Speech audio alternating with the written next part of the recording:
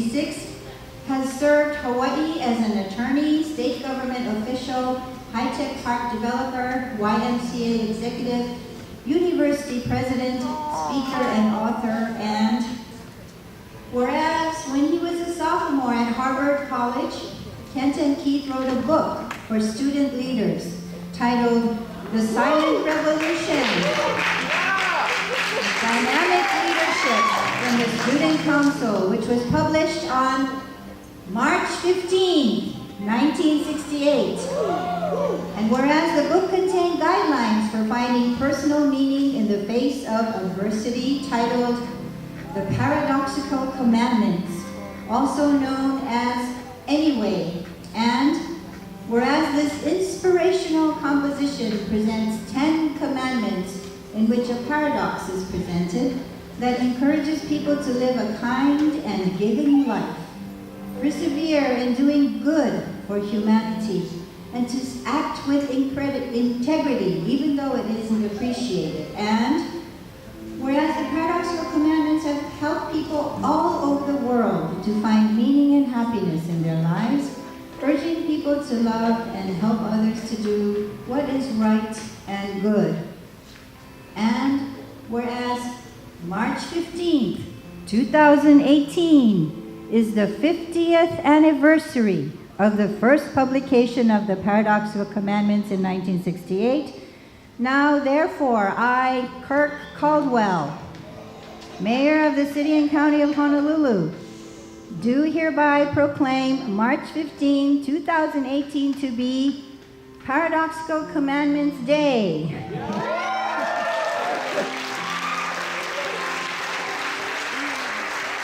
To commemorate the 50th anniversary of this inspirational work and to thank Dr. Kent Keith for offering straightforward and optimistic literary work that people can apply to their lives.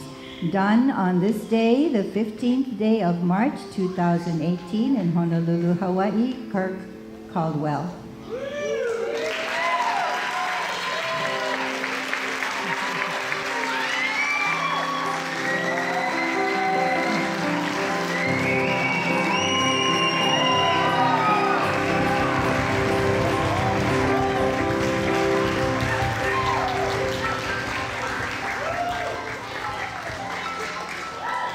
We have been married for over 40 years now.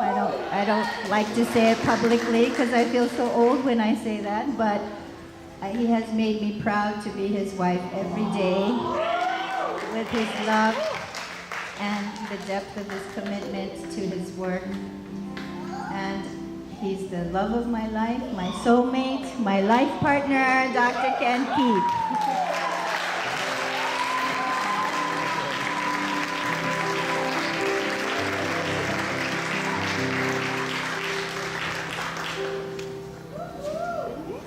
Please have a seat.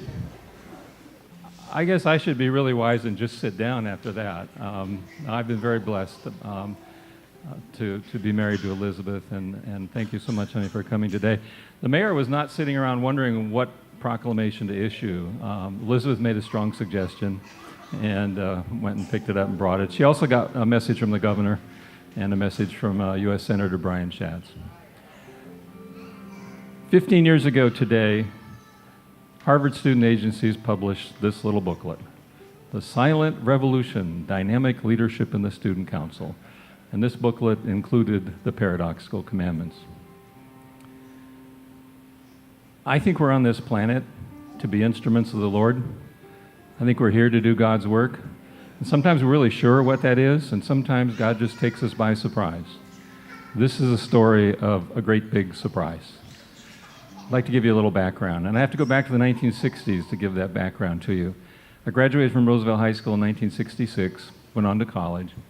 And the 60s were a pretty turbulent time. There was a lot of conflict and confrontation on a number of college campuses, some high schools as well. But there was also a lot of hope and idealism and young people who were going out into the world to try to bring about change.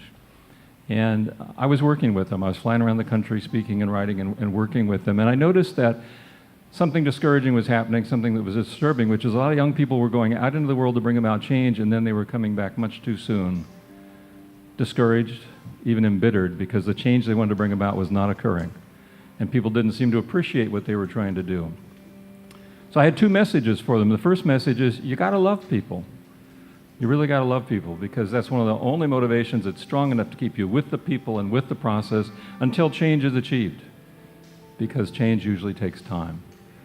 And the other thing I tried to convince them of was this: if you go out and do what you think is right and good and true, that ought to give you a lot of meaning and a lot of satisfaction. And if people appreciate you, that's great, but if they don't, you still got the meaning. And if you got the meaning, you don't have to have the applause. If you got the meaning, you don't have to have the glory. I tell you when that first occurred to me. It first occurred to me at Roosevelt High School. I was walking into the stadium for the spring awards assembly, when the whole school came together and students were given awards. Now, this is very embarrassing. I'm going to tell you the truth. I was a very cocky kid, borderline obnoxiously overconfident. So as I was walking into the stadium, I was not wondering if I would get any awards. I was only wondering how many awards I would get. Sorry, but that was true. But partway into the stadium, it occurred to me that I felt so good about what I had done, what we had achieved working together, who we had helped. I felt so good about that that I didn't need any awards. I just didn't need them. I had already been rewarded with the meaning and satisfaction that came from doing those things. That was a huge breakthrough for me. That was a big liberating moment. I felt an immense peace. I felt a great weight lifted from my shoulders. That's when I knew that if I had the meaning, I didn't have to have the glory. And I wanted to share that with other students. So when I wrote this booklet, there's a chapter on love. I called it Brotherly Love. And in that chapter, I wrote the Paradoxical Commandments to encourage students to stay focused on the meaning, because that would be enough to keep them going. So we published this little booklet. We sold 20 or 30,000 copies around the United States between 1968 and 1972. I went on with my life, and for 30 years, I had no idea what was happening to the Paradoxical Commandments. I know now that what was happening is people were lifting them out of this little booklet and putting them up on their walls and their refrigerator doors and putting them into books and speeches and articles. And 25 years before there was internet, they spread all over the world. People all over the world, millions, were using the Paradoxical Commandments. And when the internet came, the process speeded up even more. The big event that really changed my life occurred in September 1997.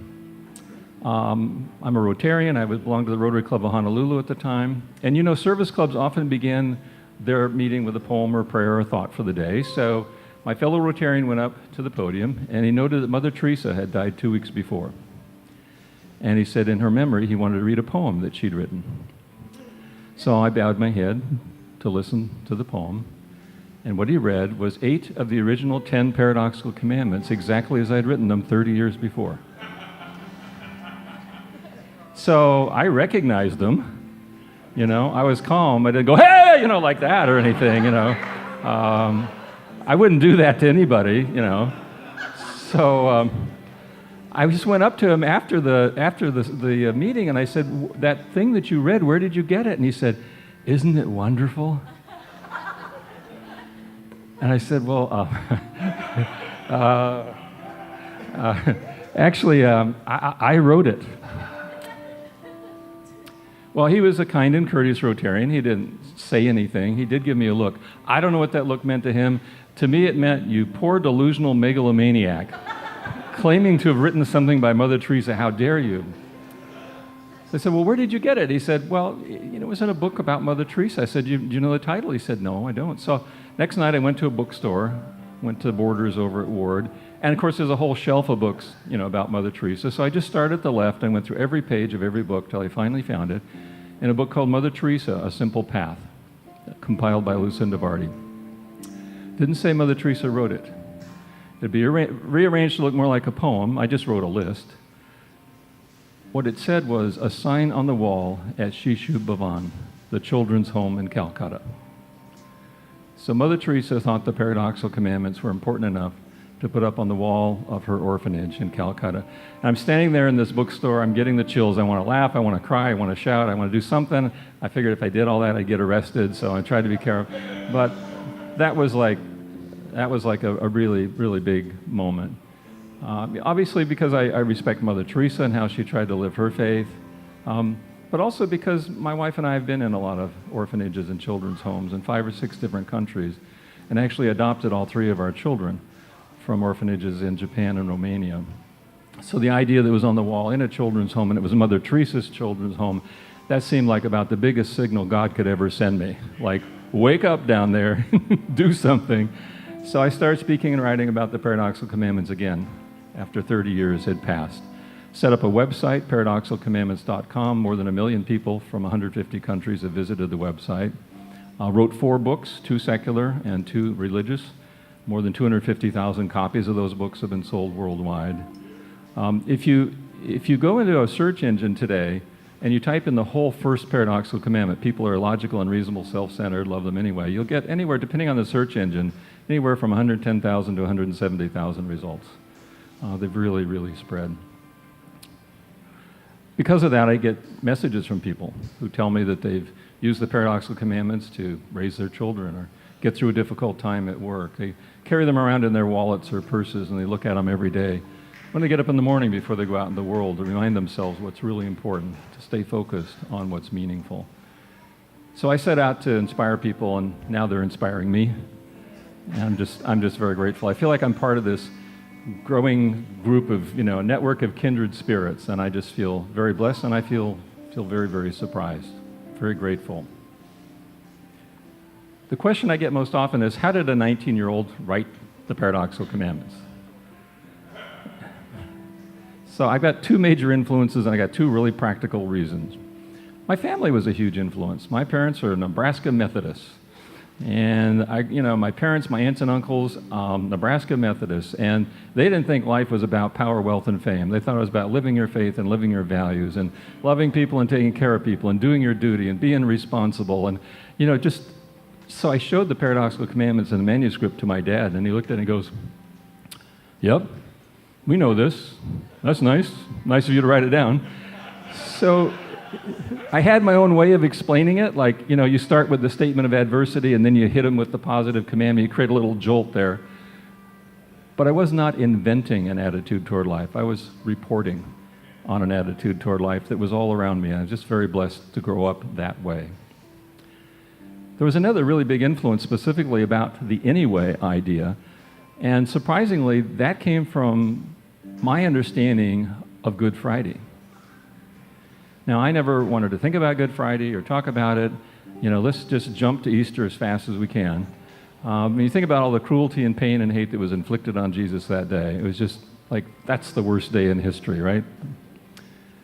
But it finally occurred to me, the story is not only about what the world did to Jesus. The story is also about how Jesus responded to what the world did to him. And his response was astonishing, absolutely breathtaking. Because in the face of all that cruelty and pain and hate, he loved people anyway. He saved people anyway. He forgave people anyway. Think about that. What a powerful message. There he is, suffering and dying on the cross, and he shows his love by connecting his disciple John with his mother.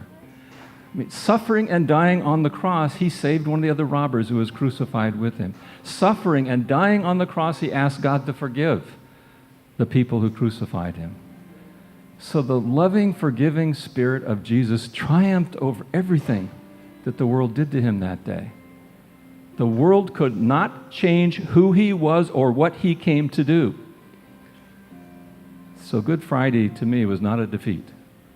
Good Friday to me was a victory.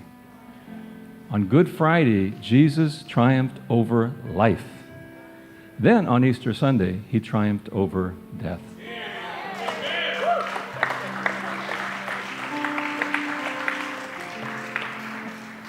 So what I took from that is our spiritual lives are affected, of course, by what the world does to us, but it's really about how we respond to what the world does to us. And if we respond the way Jesus responded, we too can triumph over life before we triumph over death. So my family is a big influence. The Good Friday example of Jesus is a big influence. But there's a couple of practical things. We live practical lives, don't we? I mean, we make daily decisions. We're busy doing things. And the practical question I had back then was, is it worth writing anything? Do I have anything that's worth saying that hasn't already been said? Would it make a difference? And I think we get caught up in that pretty often. we're busy, we have things to do, we think of something we might want to do, but we want to make a difference. And if we don't think we're going to make a difference, we don't try. Actually, I think mostly we want to make a big difference, and if we can't prove that we're going to make a big difference, we don't try. But how do we know? God knows, but we don't know how big a difference we might make. And any difference can be meaningful in the lives of other people, big or small. So I spent more time trying to decide whether or not to write the book than writing the book. But I decided finally to do it anyway, just jump in. But the other sort of practical issue is having the time. I mean, we've all got all these things we're doing, and we're really busy, and you come across something you might like to do and maybe feel called to do it, but so our lives are full, so what do we stop doing to create time for the new thing that we want to do? I mean, it's a real dilemma, isn't it? But it wasn't a problem for me when I was ready to write this book. Because I had a lot of time on Friday and Saturday nights. Come on, guys. I was 19. I was a college sophomore, and I'm sorry, but I could not get a date.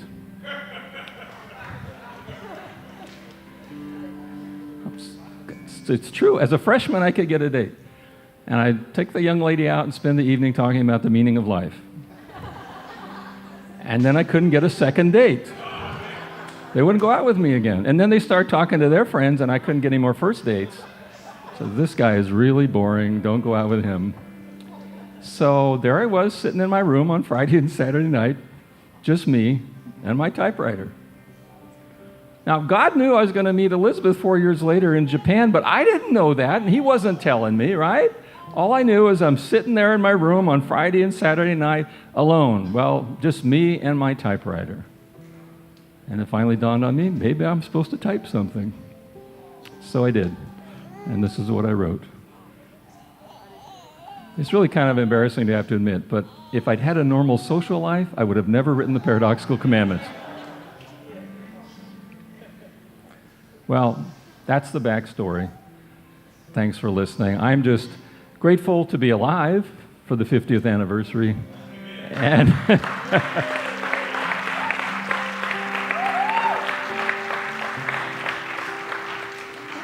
and I'm grateful to be celebrating today with you at Pacific Rim Christian University. Thank you. God bless you.